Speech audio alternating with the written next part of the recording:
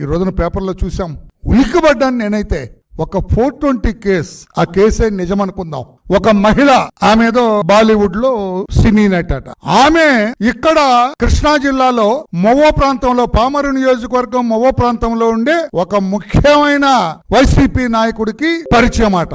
ఆ పరిచయం కాస్త ఇంకొంచెం ముందుకు వెళ్ళింది.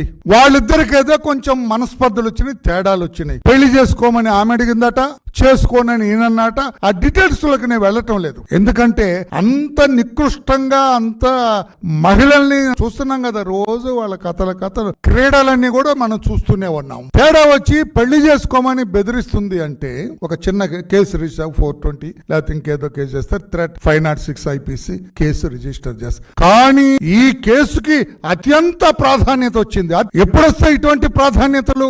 ఏదో దేశ ప్రధానం, దేశ రాష్ట్రాధిపతి, వీళ్ళెవరన్నా ఇక్కడ అంతటి వాడైన సజ్జల రామకృష్ణారెడ్డి గారు ఇంటర్ఫియర్ అయ్యారు. ఇక్కడ కథ అంతా కూడా మారిపోయింది.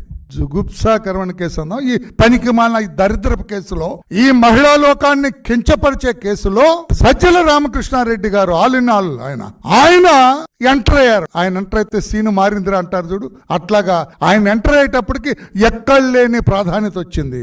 నో, మీరేం చేస్తారో నాకు తెలియదు. రాణా టాటా అప్పుడు పోలీస్ కమిషనర్, ఆయన రాణా టాటా అంటే ఎవరు, అందరూ ఏదో టాటా బిర్లాల ఫ్యామిలీ కాదు, ఈ ప్రాంతంలో అతను ఆ కేసుని అత్యంత ప్రాముఖ్యత కలిగిన కేసులో అయ్యేటప్పుడు ఏదో కసబని పట్టుకోవటానికి ఆ రోజున నవంబర్ 26వ తారీఖున తాజ్ హోటల్ తగలబడితే వందలాది మంది కాల్చబడ్డారు కదా.